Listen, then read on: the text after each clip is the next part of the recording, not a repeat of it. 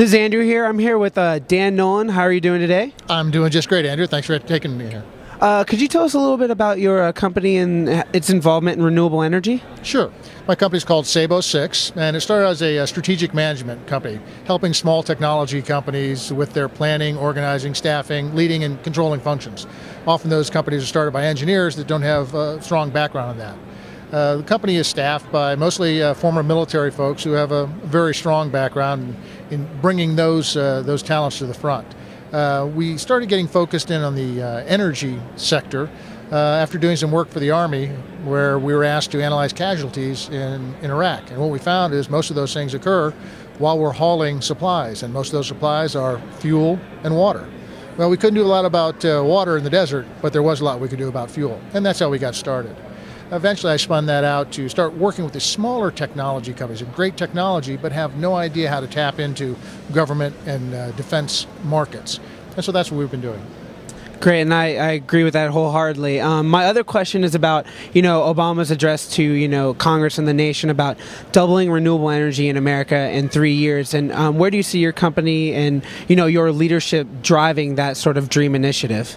Well, I really look at this as a national security issue. 30% of the oil that we bring in this country comes from places that people don't really care for us. So whatever we can do to lower that number is important. So it's finding it from a holistic standpoint. What can we do to conserve energy? What can we do to be more productive of the energy we're using? And then how can we use alternative and renewables to supply those energies? And we have to find a way to create that market. And that's something that the government is actually pretty good at doing. If you look at 1965 and the microchip, 1965, the military decided they could communicate better if they had some way to link all their computers. Also in that same year, the FCC directed that all television sets would be able to receive a high frequency, a UHF signal. Couldn't do that with the old tubes. You had to move to the microchip. Well, in 1965, a microchip cost $105 a piece for things that are now a fraction of a penny. So the government has the ability to move in and create those markets. We'd like to help them do that. And that's great. And my other question is, you have an expertise in, what it's like to be in the military. How many, like a percentage of how many lives would be saved, by going to alternative renewable energy means? Well, if we didn't have to focus so heavily on the Middle East, we could be focused elsewhere, where our real opportunities are in China and India.